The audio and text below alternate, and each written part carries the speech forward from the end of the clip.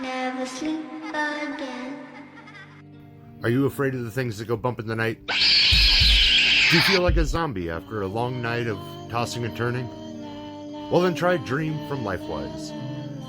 Just one tab daily before bed will leave you feeling rested and refreshed every morning. That's right, Dream from LifeWise. Just one simple tab placed on your tongue, it dissolves and let you drift into dreamland. Text Moose Dream to 754-600-9473 to get you started with your free samples today. This is a warning to all living mortals. Moose will release 13 of the most terrifying interviews of horror unto the world. Welcome back, Horror Hounds, to another installment of the 13 Horror-fying Days of Christmas.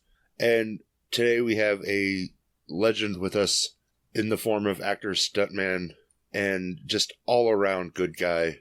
Please welcome Mr. Dick Warlock. Oh, good evening. Thanks, Paul, for having me on. I like I said earlier, I don't do many of these things, but I thought I would because no one else provides a cheat sheet, and you let me know the questions you're going to ask. I didn't look at them, but yeah. So I'm at your mercy. Hey, like I said earlier, I was more than happy to give that little provide the notes for the test, as it were. Yeah. So we'll lob one over the plate. You know, how's life? How's everything going in your side of the world right now? On my side of the world, well, the weather's up and down as far as I'm concerned, and my family. I'm hurting like a, and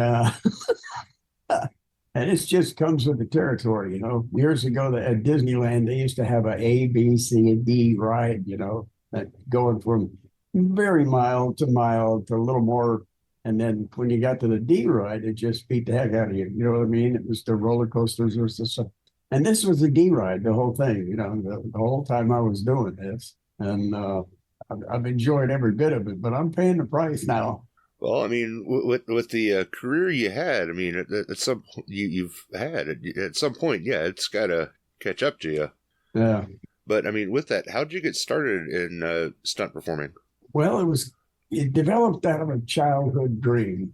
I was the cowboy when I was 9, 10, 11, 12 years old. I was the guy that was roughhousing with people. I've fallen out of trees, and in fact, I broke my wrist catching a baby pigeon out of the tree. I climbed up a rope, got into the tree, got the bird out of the nest, and I thought, now how am I going to get down?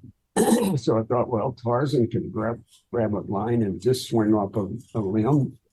So I did that. Yeah, there I went. Boy, I hit the ground, and my wrist hit an exposed root, and man. But it wasn't too bad because the kids were playing the baseball in the street, and I was right on the other side of the curb, getting that bird, and I just went out and got into the baseball game. And when my mom came home, I told her, I said, "Mom, I hurt my wrist," and she looked at it and she said, "Unfortunately, the doctor was right around the corner." She said, "Go up to have him look at it." When I got back, I had a cast from my wrist up past my elbow, and my elbow was bent, my wrist was bent. Too bad you can't see that on video. But anyway, that was kind of like the start. And my dad, who drank a lot, and in fact, too much. Anyway, his brother was living in California and told my dad, "Gene, why don't you just move your family out here and get a new start?" So anyway, that's what happened. And when I got out there, we got there on 5 days before my 13th birthday. So that's to give you the start, our age part. Anyway, so about a year later, I was watching a television series called The Range Rider with Jock Mahoney and Dick Jones. And I wanted to double this Dick Jones because he was about my size. I didn't realize he's about that much shorter, about 6 inches. And I met him later on, years later, because he lived about 2 miles down where I lived for 20 years, and I didn't even know it. But anyway, I wrote a letter to the Gene Autry Productions, who produced the show. You remember Gene Autry? Mm-hmm. Cowboy. Anyway, I didn't get any answers because, here I am, this greenhorn out of Ohio. So through that, I continued on. I went to a place called Corriganville, which was operated and owned by Crash Corrigan, who was an old-time cowboy star. And he built a town. He bought this lot in Simi Valley, California, and he built this nice town, and he built a Mexican village, and he had Fort Apache for the movie Fort Apache with John Wayne. Mm-hmm. If you remember that. Yep. Well, that's right. That's on that same property. Anyway, I went with my uncle and I looked at this place, and I thought, that's fun. And they were shooting these guns. And I saw this guy, Bob Lemon. He was changing the blanks out of his gun. And I said, can I have one of those? And he said, sure, here. And I had, for years, I had that blank. So that was 54. And then in 56, I went back with my fiance, or my girlfriend at the time. And I was falling down on doing this other stuff like I did in Ohio. And we're on the way out, and I rolled down this hill. Rolled down the hill, and she said, why don't you just get down there and ask that guy for a job? Sarcastically, right? So I said, okay. So I did. I went down there, and I talked to the guy. And I'm making this a fairly long story, right? You don't want to hear all that. Oh, no, so I do. I'll make it short. Anyway, I met the guy. I found him in the saloon there, where they went every Saturday night or Friday night. We were there Saturday. So I said, is there any chance I can get a job here? And he looked at me and he said, listen, kid, I'm busy. Come back tomorrow or something. And so I went back Sunday. And then I did that for 3 weekends in a row. And it was 55 miles from home. So it was a 110-mile round trip for this. And single lane roads practically. And the last time I went, he said, well, you're a persistent bastard, aren't you? And I said, yes, I am. And he said, do you have any Western clothes? I said, no. He said, go to a Goodwill or something and buy a vest and things. So anyway, I went back, and for 2 or 3 weeks, I worked as like an extra in the background. And he'd say, when the action starts, go find someplace to hide. Well, on one of the last Saturday, 3 or 4 weeks in, like I said, one of the characters from a Hanging of Henry Plummer scene didn't show up for work. So this guy, Jerry Vance and Bob Nixon, were doing the Hanging of Henry. Anyway, they said, we need somebody to fill in. Why don't we try this guy, Dick? So they did. And I took the shot and rolled down a hill into a little creek. And they said, and Jerry Vance said, I do Billy the Kid. I do all the lead things in these things. From now on, they're all yours. So I became a little star at the Corriganville. Anyway, I worked there for about 1.5 years, and I left. I met through Jerry Vance, who became a dear friend of mine. In fact, he's the guy that gave me the name Warlock from a movie, Warlock, with Henry Fonda. So anyway, I met Bill Ward. I went to work for him, actually, mucking stables. And he was going to do a movie, Ballad of a Gunfighter. I got the cover of it here with Marty Robbins. Remember Marty Robbins? Out in Douglas. Anyway, so I got in the Screen Actors Guild through that. Then it was a few years later, I met Walt Disney, who I didn't know he was going to make a star out of me. The director. Anyway, I won't go into all that. But anyway, through all that, I met him. Then I got in with Kurt Russell, and it just progressed from there. Hell of a segue, because don't get tired out yet. We're just at the start of your career. I say, because you did a lot of work for Disney. Yeah, about 10 years worth. And I mean, without going through all the movies, I mean, just the one that pops off the top of my head is where'd it go? Escape to Witch Mountain. Oh yeah. I didn't do it. I think I only worked 2 days on there. We were hunting these kids down. I was a hunter. Anyway, I was a hunter. But yeah, like a decade's worth of like classic Disney movies. Yep. I got to drive Herbie in number 2 and number 3, and I doubled Buddy Hackett and Michelle Lee and Benson Fong in the first one. I mean, that the Captain Out of Space, and now you see him, now you don't, and all those. Is it Bed Knobs and Broomsticks? Yeah, Blackbeard's Ghost is the first one. Yep. I mean, yeah, movies that were not only parts of a lot of people's childhoods, but just like staples in a lot of people's lives. Right. You know, that's crazy. So, well, you know what happened? I took a picture of myself over to Dick Ivey, the casting director of Disney.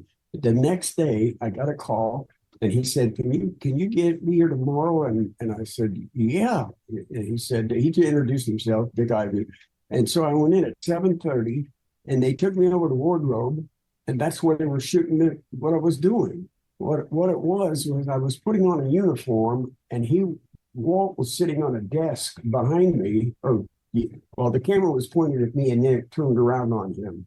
But we rehearsed a little scene, and his dialogue was, "How do you make a man out of a 16-year-old boy?" Well, I was 27 at the time, but so we rehearsed it once, and he called me over and says, "Come here, son." I walked over and I said, "Yes, sir." And he said, "Now you're not going to upstage me, are you?"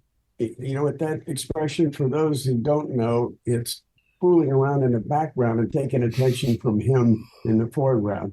And I said, "Would I do that?" And I winked at him and turned around and walked away. Well, he turned around, my dear friend, and he said, "I'll get everything you can get on this kid. I'm going to make a star out of him." Well, I found that out 8 years after he passed away. Art told me that's what he said to it. And that was on the list for the rest of my time until, you know, the world is changing and a lot of people are coming out of things and letting you know who they really are and all that. And they want you to join the club. And I said, I'm not into that. You know, I like my wife and my girlfriend and I'm not a little. And anyway, that was the end of my career at Disney. Well, and, you know, might have been the end of your career with Disney, but at the same time, you had essentially locked in your career with being the double for Kurt Russell, which basically landed you a career for life. I mean, well, my last show with him was Tango and Cash. I didn't go all the way. He did 16 or 17 more movies after that. What's the process like because it was young Kurt? What's it like, you know, when they're setting it up to find a stunt double for a kid? Like, what all do you have to do? Is this just like, okay, I mean, I know you have to be like the same build and stuff like that, but like, how old does that work? Well, now you're talking to me as a stunt coordinator, right? So I'm going to hire somebody to double you. Now, you look a lot like John Candy, from what I can see, right? I'll take it. Yeah. Okay. When Spaceballs came around, there was a young guy. In fact, I just saw him at the last show I did in Lexington, Kentucky, and he was there. His name is Bob Elmore. Bob Elmore. Love that guy. You knew that? Yep. Okay. Love that guy. So Bob Elmore, did he ever tell you about who started him? Or he gave him a break with Candy by putting him with Candy. He didn't tell me who gave him the break. He just told me that he was Candy's stunt double. Yeah. Well, I called him in the double John on Spaceballs. And that was his start with John. And he had like 9 or 10 movies with John. Yeah. No, that's the way he did. He's a great guy. Yeah. And I was proud to be able to do that for him. Oh, that's crazy. So that's what you get, somebody who looks. John, I mean, you're not a spitting image of John Candy, but you do look like John Candy. There's a resemblance. Enough of it's a resemblance that, how big are you? 6'3". I don't know if John was quite that big. He was about 6'1", but it wouldn't make any difference. I was 5'9" in Dublin Kurt, and he was 5'10" and a half or something, you know. So it really doesn't matter. A lot of times, like in Escape from New York, I grew my hair out, and on a couple other ones I did too. But there were a few that I wore a wig because I had doubled other people who had to cut my hair short. So they'd make a wig for me, and everything came. But you have to. you may be able to do this stunt very well, and maybe some others, but I need you to do something like ride a motorcycle, and maybe you don't do that. So I may have to find somebody else. So that's how it works. And the more broad you are in your capabilities, the more you work. Nice. And you could play a heavy with the beard or without the beard, or you could play a bad guy, and that's what usually where the stunt guys end up. They're paying, they went that way. You're dead, that's not it. Yeah. So before we dive more into your movies, which of you had more fun with, your acting or your stunt work? I'm not an actor. I would love to have been an actor. At Corriganville, I was an actor. I used to do dialogue with the bad guys, hey, horse or whatever, But as I moved along, well, it was at Corriganville that I got stage fright. The guy who ran the place said, "Kid, I'm busy. Can you come back next weekend?" He heard me singing an Elvis song in the sheriff's office, that's like the green room, you know what I'm saying, where everybody hangs out between the shows. And I'm singing this song, and he said, "You're going to sing that song at halftime?" And I said, "You got to be kidding!" I said, "I've never sung in my life." And he said, "I just heard you sing." Yeah, by myself. By myself and a cappella, but not to a record. But I used to sing to records. And when I was younger, when I first hit California, well, not first, but I'll say I was about 16. I got a job I went to a roller rink about 2 miles from my house almost every Friday and Saturday night. And next door was a bowling alley, and I got a job in there washing dishes. And the waitresses heard me sing, so they would come and put money in the jukebox and play them Elvis songs. And I'd go around the tables. And you remember the movie, the one where he was in the restaurant? The guy says, "Hey, man, what do you do for a living?" "Well, I do seat covers." "Well, I want you to do." So he nagged Elvis until he got up and sang a song, and then he knocked the guy out. So it was like that. I would just sing in the place, and I don't know where I was going with that, but anyway, that's my story, and I'm sticking to it. But I can't remember what it was I'm sticking to. Can you? Well, you said you weren't an actor. You're definitely a storyteller. Well, I'm fumbling through the story too because it's nervous. It's nervous time. Anyway, I can do the little parts. Like in Coal Shack. Did you ever seen Coal Shack? Yep. Well, I was in the one with the Ripper, Jack the Ripper character. It was the second one that was done, I think. And I arrested Coal Shack near the end. He came into a little place where a girl does massages and stuff, and he started taking his shirt off, and then she identifies herself as a cop, calls me in, and I come in and I say, "Coal Shack, I always thought you were straight." Just things like that. But you get into where it's longer and more involved, I just lock up. So my son's an actor, and he says, "No, Dad, you're a ham. You're not an actor." So you mentioned working Spaceballs. How did the Mel Brooks movies, the chunk of Mel Brooks movies come about? Because Blazing Saddles, Spaceballs, Robin Hood Men in Tights. I mean, Mel Brooks classics at this point. You missed another one or two. I'm pretty sure I did. Yeah. Well, I can't remember who hired me the first time, because Spaceballs. Blazing Saddles wasn't the first one that I did with him. I think there were two prior to Spaceballs, but I just got a call one day from the production manager and asking me if I was available, and I said, "Yeah." And he said, it's a Mel Brooks movie, and I'll send you a script and you check it out. So I did, and the rest, as far as that one goes, there is an incident in there where I went to Mel and I said, "Mel, in the script, in the script, there's a guy that gets pinched, and he's the gate guard when Bill Pullman comes up and does the Vulcan thing."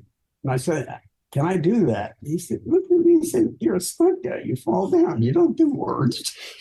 I said, "Please, let me." So I, get on bended knee for me, not literally, but he said, all right. And he gave me a look. So the step comes up. I did the thing. The next day, you know what dailies are? Yeah. Yeah. Well, he and the director of photography and some other people were in watching the dailies. So dailies are over. And this is at lunchtime. And the director of photography, he came back first. He looks around. He said, you got the biggest laugh in dailies. And Mel didn't laugh. But everybody else cracked up. You did a good job. He never ever said, hey, I'm glad you did, nothing. But he should have fired me on this. There was something else. There's a scene in Spaceballs where they're in the motorhome, flying through space, and they got the Queen Bee back in the back, right? Uh-huh. And they're talking in the front about whatever her name was, Princess Lollygag. Vespa. Yeah, Vespa. Well, Candy's talking about looking at the princess. He said, well, she doesn't look Jewish instead of Jewish or whatever it was supposed to be. And Mel's back in the back. He's 15, 20 feet away watching it on a monitor. And he's, can we do it one more time? And he did it again. And the way he was doing it, I could tell Mel was irritated with it. I mean, he was like, he wasn't happy with it. He wanted to do it again. I said, Mel, I think I know what you want. Now, this motorhome is up on a gimbal, a mechanism. They can make it move and look like it's really doing something. So I walks up to start up the step, and he said, hey, no. And he yelled at me. Now, I can't, no, I'm the director. You're not the director. And if no. So, okay, I said, I'm sorry. I stepped back. After lunch, he called me over and he said, listen, if I let you do it, grips are going to want to do it. The driver captain's going to want to come in here and be an actor. The electricians are going to, and I'm the only guy, the actor on the set. And I thought to myself, I'm going to get fired. I should have gotten fired.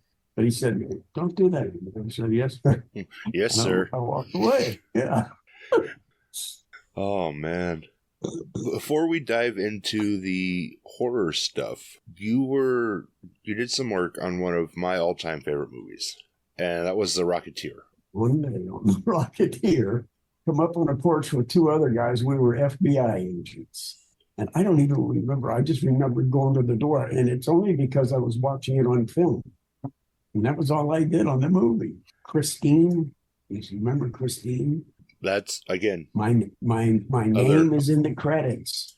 My name is in the credits, but I never got on film because by that time I had already had a falling out with Deborah Hill, and what a beautiful family they were with John and all everybody that was involved with it. It was like a family.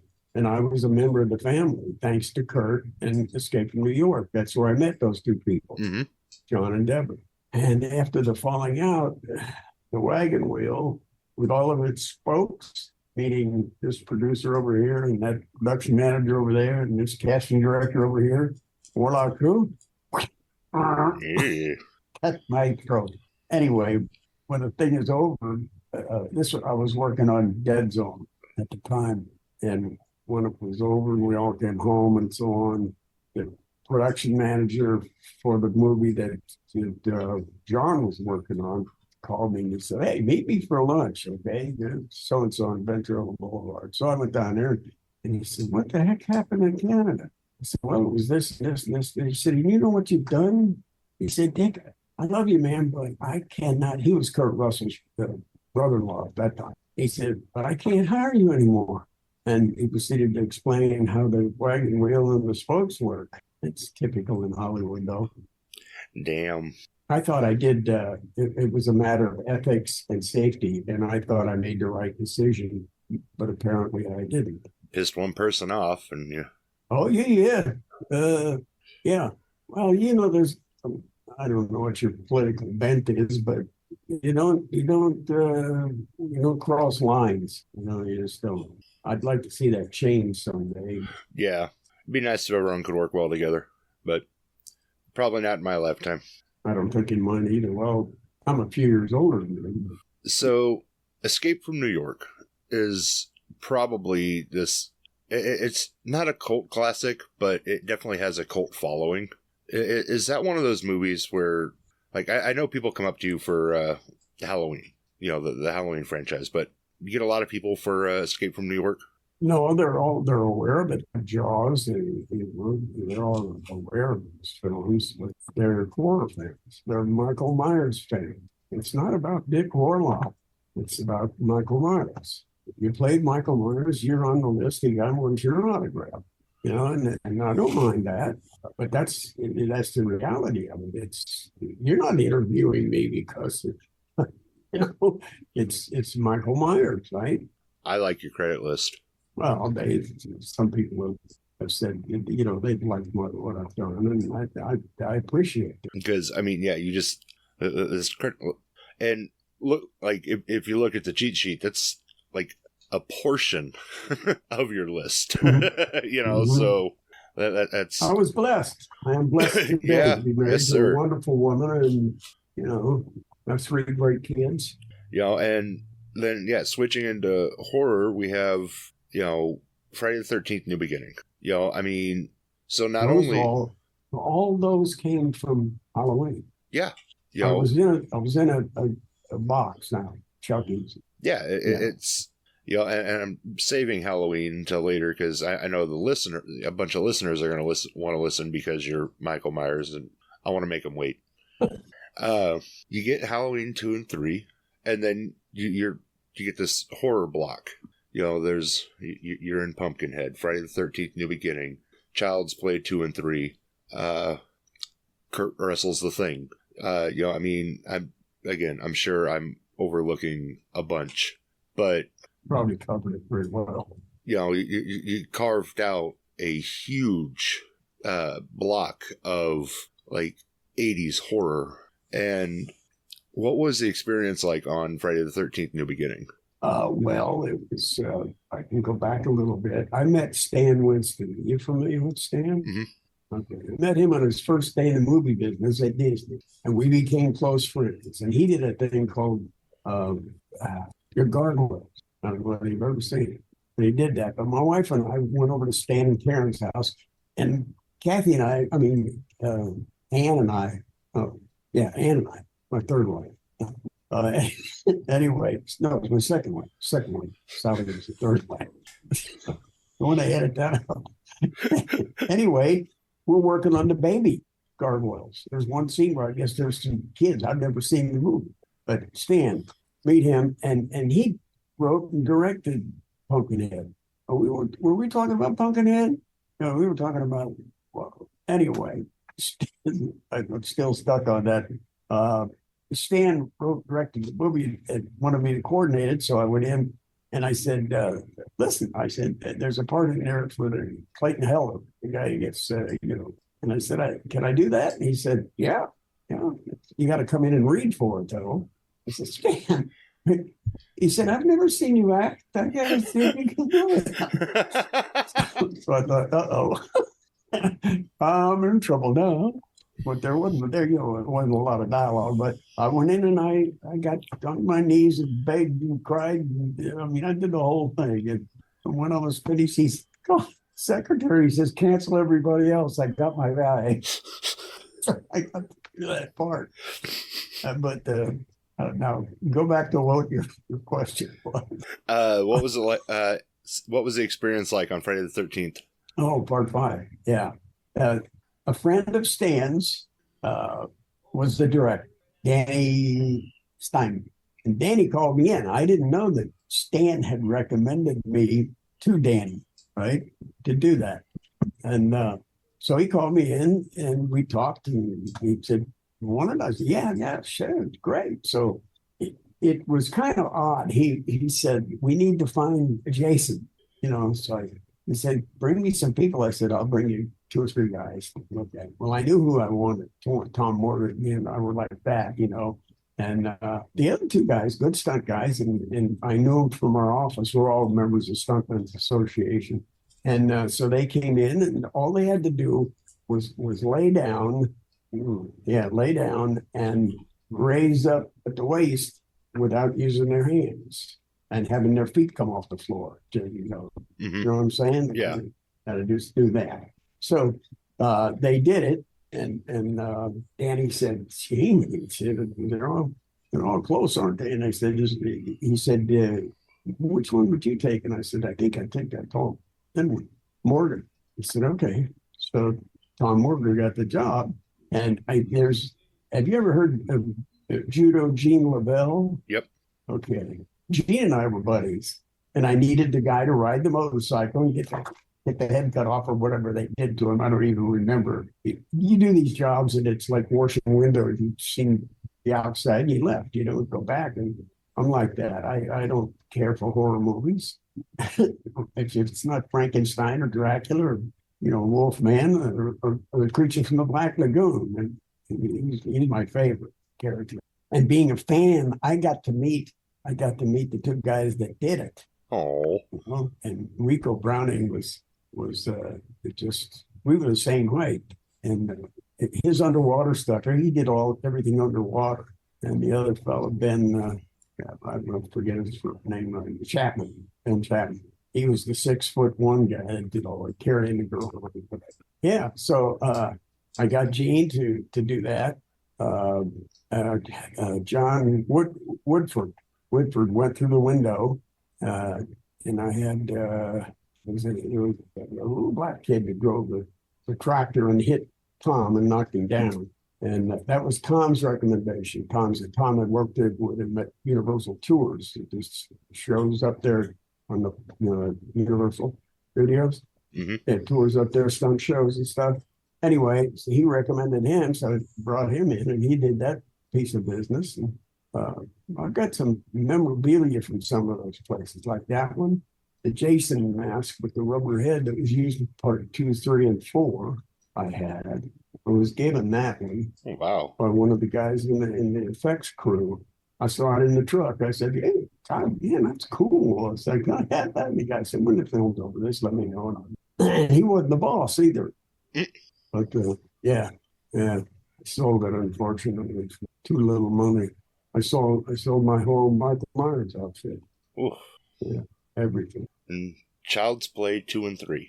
Those were just babysitting jobs. In fact, I was sitting in a classroom scene that Chucky came out of a closet and was going to beat somebody with a stick or something, and I'm reading a kid's book, and somebody took a picture of me, and before the movie was over, and it said something about money on the cover.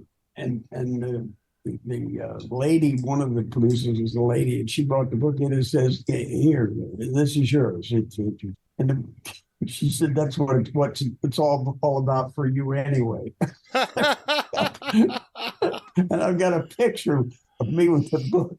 What all scenes did you do for Tango and Cash? Not very many. I wasn't there for a terribly long time, because what they did with me was they brought me in, put me in the clothes, put the wig on, and I'd sit there all day. And one day I had a day off, and I thought they were shooting second unit. And I thought, well, I'm going to see what they're doing. And somebody else was in Kurt's clothes. And I thought, that's not cool, It's like, why am I here? Someone else is going to be doing it. Well, those things happen from time to time when they got 2 units and they need the director on his unit, the first unit, he needs a double for this.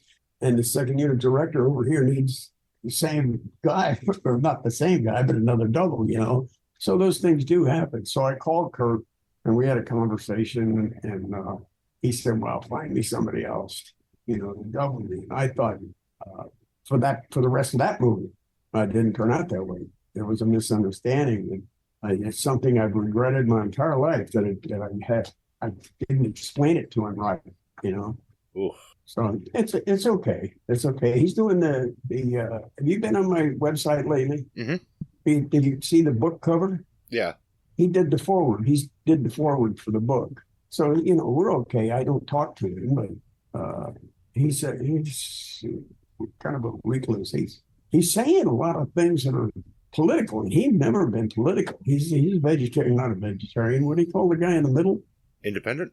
Well, there's another name for nuts. sounds like vegetarian, but it's not. Anyway, he goes neither right nor left. He just when he votes, he just votes for whoever he thinks is going to do what he likes. Anyway, It's the way to do it, though. Vote your conscience. yeah.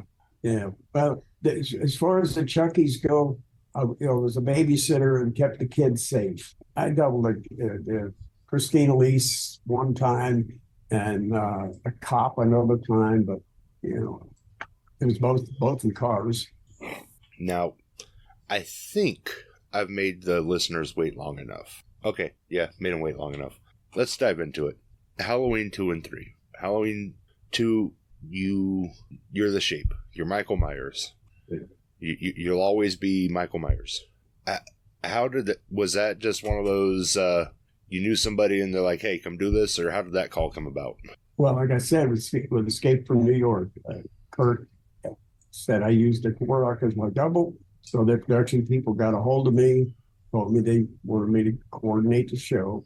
And so I went in and I had a nice time doing, setting stuff up like the bridge thing with all the cars and all that stuff and whatever else had to be done. And I had a guy, one of the stunt guys asked me, he said, well, how come you just dribbled over the edge of that jump? And I said, the car is supposed to break in half. Give it a reason to break in half. The Cadillac went just slick. Remember that? Yeah. Anyway, that's okay. But so I get the call and I go in and I finish the movie. And a couple of months later, I guess it was, and maybe it was sooner than that, somewhere between the first 2 months, I'd say, I get a call from Deborah Hill. Hey, we're doing this little movie, and we want you to coordinate. I want you to coordinate. And now John's off preparing for the thing. And so I go in, I sit down with Deborah, and she started telling me about the movie. She said, have you ever seen Halloween?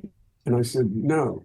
And she said, oh, well, here's a VHS. She hands me a VHS tape, and she said, watch it and familiarize yourself with what the story is, who this guy is. It's mostly about the girls. That gave me a lead.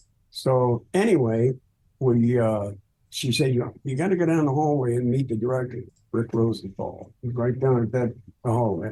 So I walked out of her office and I went off to the right down this hallway. And then on the right and there, the hallway was two offices, which had furniture in them. One of them was furnished pretty well. The last one wasn't. It had a desk, a chair, and I wanted to say that was it, except the mask was laying on the desk.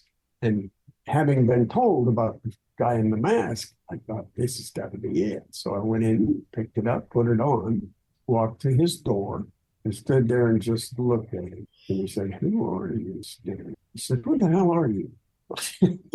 I'm Dick Warlock, and I'm here to interview for the coordinating job on your movie. I said, come here. We sat down, we talked, and I could tell he didn't care what I did. I didn't know it was his first movie. He and Carpenter were friends. They went to film school together or something. Anyway, I know Nick Castle and John went to film school together. But anyway, bless his heart, Rick, he must have really liked it, and he says he did. What I did, the walk and all that stuff. I thought when I watched the movie, I thought that walk was a little bit slow, but it is what it is. And a lot of the fans like that walk. They like this. I don't like that. I can't stand that scene. It's not my favorite at all. But anyway, I did it. It's done. But people ask me about my favorite kill.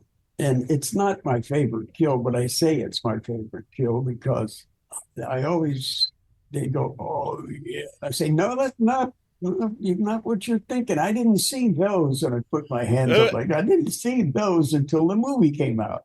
And when I saw the movie, I went, wow, I like those. They're pretty or something. I made some comment like that. And it cracks people up. I don't have a real favorite because I liked all of them. They were all different. I don't know where I came from. I mean, I think I pinned it recently. A friend of mine wanted to see that scene where I killed the girl in the opening. I walk over, look in the window, and she's talking on the phone to her friend Annie. Mm-hmm. Is it Annie? Yeah. I don't know whatever her name was. Anyway, it was right after I get the knife, the Elrod knife, and the next thing I'm doing that one. Anyway, for the longest time, I couldn't figure out how she didn't see me when she came out here. You see a lot of peripheral vision. And if I'm over here, she's going to see me. So here she is here, and all of a sudden, I'm on her and cutting her throat, right? Well, the other day when I showed this to Ben, my friend, because he asked me about that scene, I see now that as she's coming out, he goes from the window over to a wall and is behind the wall, and then he comes out when she comes over. So it answered one for me. You remember that kill? Yeah. Yeah. But anyway, yeah, I don't have really a favorite. But if I had to pick one, I guess I would take the hot tub scene. She was, yeah, Pam, she was a darling. She really was. You probably heard the story. This is the part about doing one of these that really, it's hard for me to, it's because I've told the story the same. I want to say, go to Google and you can read it. You can see it. Or not Google, go to YouTube. You can see all kinds of things to find out exactly what I said there. Because you'll question me later on and say, well, you said it a little different there. Anyway, don't do that to me, folks, okay? Anyway. Were there any, like, behind the scenes, like, shenanigans or, like, jokes or anything that were played that you can tell people about that were like memorable? Now you have to go back to Friday 5 when Tom Morgan's standing down by a tree and he's looking up, but he says he's looking here and I'm up because I swear I'm looking down at that tree. And he says it's the other way around. So he's doing a scene where he's standing there. It's like a dream scene or something, right? So I thought, I turned around and ripped my pants down and just moved. He was under that mask trying to keep from chuckling. He did chuckle, but he's holding his body together. He tells that story all these things, like the Q&As and whatever. Oh, God. Anyway, now we're back over to Halloween too. No, I thought to myself, now this is memorable for me because I thought it needed to be there, but of course I'm not the maker of the movie. Sort of in the beginning, Myers comes into a room full of babies in cribs or whatever, the bassinets or whatever. And the two nurses are talking out in front of it. If you're the camera, they're talking out here and I'm back here. And then I cross the hall. But they didn't see me. I went from this room where the babies are, because you can hear them making little noises and stuff. I thought I should actually reach down, like go for them, and then just pat one, bring it right up to the edge, and then let it go. And I don't know whether that would have played all that enough. But they never even focused anything on it. Nothing. I don't think they ever filmed them. Well, and then what else? The fire stunt, I like that. The crash into the van, that was fun. And putting Tactical Voice on the hood of the car, he has to walk out. When we found out, I read about it, but I forgot. But when we went in, we're going to do the police car hitting Bennett Tramer. So okay, so Jackson. I don't want to hit this song. Let's put a catcher, like a 12-inch board, and hang it on the front end of the car, about that far off the ground, about an inch off the ground. And Jack is going to walking backwards, and then he turns and he takes so many steps, and then I'm there, boom, and he just steps down on the board, and then falls over. Of course, the momentum is he's going one way, and I'm going the other. So I think I was 12 or 14 miles, 15 miles an hour, if that. And we did that thing. The only thing that caught my eye when it turns on the police car, the lights are going, well, they don't do that. And the reason that happens is because they undercrank it, and then when they run it up to speed, it flickers. I don't know whether you've noticed it or not. You know the scene I'm talking about, yeah. man? Yeah. they could, because they cut from that to him slamming down on the hood, and then it's a wide shot of running the car into the van, all done separately. Yeah. So you play Michael Myers in Halloween 2, and then Halloween 3 is a completely different movie. Mm-hmm. What was that switch like? Going, I mean, it's funny. He's almost the same like, character. Yeah, say going, playing this like same character in a different, basically in a different setting. Yeah, and now I tell people, have you seen Halloween 3? Well, yeah. I said, well, you're seeing Michael Myers without his mask. He walks the same way. He doesn't talk. He sneezes in the elevator. Because it's like, yeah, in the elevator. And you know what I mean? It's all Michael Myers. And that's the way they wanted me to do it. Tommy Lee Wallace, who was actually every action scene you saw in the original Halloween, and I'm thinking, I always go back to the closet scene where he's broken through, and she stuck him. And now when now they cut back, and the girl is in the background, and he falls down on the floor. Jamie Lee's over here at the doorway, right? The next time, right after that, you see him raise up in the background, and she's there with the little boy. She's just sent the little boy across the street. Are you with me? Yeah. Okay. When I watched that video, I couldn't hang my hat on anything, and we just did a Q&A, and Nick is sitting right here, and I said, "Excuse me, but I didn't get anything from what you did. It was what Tommy Lee Wallace did." And anyway, I always thought it was Nick that did it. It wasn't Tommy Lee Wallace. For years, I was saying it was Tommy Lee Wallace. It's like I've always thought in my mind, I did that burn 2 times. I rehearsed it once. And got Billy, my son, was one of my safety guys. And he heard me say that. And he said, "Dad, you only did that burn once, man. That's when you burn your arms, no, once." So I try now to correct as I go along. Ladies and gentlemen, I'm messing up. I only did it once. You're supposed to, say you did it more times as the story goes, not do it less. It's a fishing story. It gets bigger the more times you tell it. I see. Yeah. Well, hey, listen, I did that burn 12 times.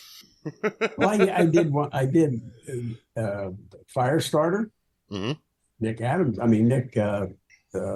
Not Nick Adams. Another Phil Adams and I were the 2 guys that you see predominantly in the front. There was another guy there. He was off to the side pretty much. But yeah, we did that. I did the Hindenburg. When they did that movie, I fell out with Jack Boys, but out of the nose cone of the ship, the blimp. Mm-hmm. If you look at the videos of that accident, you can see 2 bodies come out, go down to the ground. They fall out of the nose cone. So I did that one. I did another one. What was it? It all runs together after a while. I bet. 53-year career. I mean, a lot of bumps. Yeah. Bumps, burns. Rollerball. The original rollerball is where I tore my shoulder up the first time. Oof. Craig Baxley. Well, Mr. Warlock, this has been an absolute pleasure. This is it? You done? Am I done? No, but we could go on for days. You really got a time. Where can listeners keep up to date with you and check out your book and all that stuff? Well, if you go to dickwarlock.com and you look about 3 sections down, the book is there, and it has a Q code down in each corner. And if you take a picture of that Q code, you get on the list, and you'll know. There's 2 people that are doing the book, and they'll keep you up on it. I hope they're keeping people up on it. They're doing the book, and it started out great guns, but they both went to work, and I mean their jobs are long. I'll tell you a little story, but you don't have time for it. Oh no, maybe some other time. Yes, it's back in 1984 when we did Firestarter. I get a knock at the door. In my dressing room trailer, it was a honey wagon, and there was a bunch of rooms in it. But I get this knock, and these kids introduce themselves. They're teenagers, 17 and 18, no, 15, 17 years old. Were fans of Halloween and all that stuff. and we'd love you to come to our house and meet our families, our parents. And so they put me in the car, and when I was finished working close to it anyway that evening, and we went to all three houses. And one of the three, I don't know whether we went back to one, but we had pizza and watched their homemade horror movies. And they all said they wanted to be in the business in some way or another. One wanted to be a cinematographer. One wanted to be a stunt guy. The other guy, he didn't know what he wanted to do. Well, he ended up being a driver captain, which is the head guy over all transportation for the film. We're picking up actors and driving, seeing who's driving the grip truck and so on and so forth. The other one became not a director of photography, but a videographer. Worked for NBC doing all the NASCAR races and all kinds of other stuff. So he was a success. He said he's glad he's got that instead of the other job. And the guy that wanted to be a stunt guy, he became a stunt guy in Wilmington, North Carolina. And he is a second unit director. He's a stunt coordinator. Last year, he was nominated for an Emmy, a daytime Emmy, for a series that he did. And they came to me and said, we want to do your life story. One of them, the video guy, he videoed for 2.5 days at my house, my story of my life from the same story I told you about 13, wanting to be a stunt guy and all that crap, stuff. And I don't know. Hey, they're writing the book anyway. They came to the house and they did the videography thing, and then together the two of them are doing the book. And that's really a bigger job than I ever thought it was going to be, because it was up to me to gather all the information. And so anyway, I've enjoyed this, Paul. Glad you had me on, and I'm glad I could talk to the fans and get them straightened out about that fire burn would be done one time. And I busted my shoulder on the rollerball I started, and the other one was on a movie called The Relic, which is another kind of scary sort of movie. Well, and yeah, I'm gonna have to have you back on, because like I said, we barely scratched the surface. Well, really, we have. I think the highlights. I don't know anything else. I really don't. I maybe if I go down a sheet, or my IMDb list or something, I might remember some things. Well, I figure book comes out, we'll have you back on, talk about your book. Okay. Tarantino, that was his name. I was doing a thing called Toby the Gorilla. Toby Gorilla. I don't know what. I just know that this guy was up in a tree house, and I'm down here looking at him, and hey guy, wiped he had coke running out of his nose.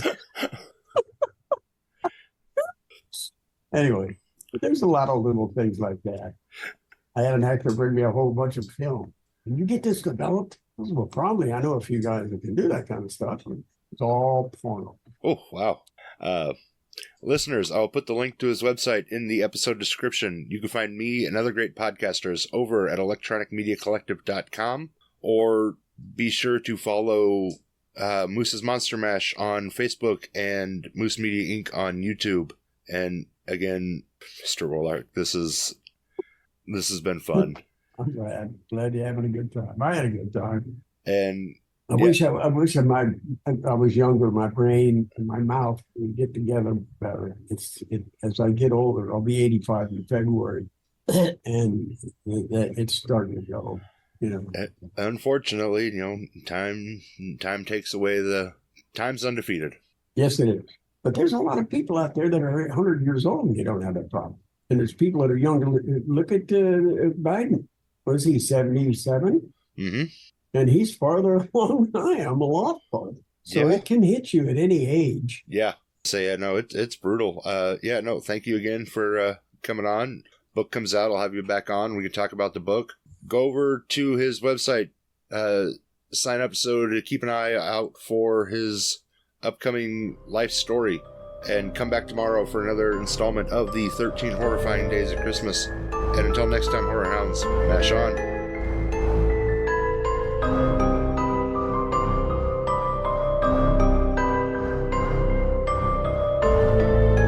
This has been Moose's Monster Mash.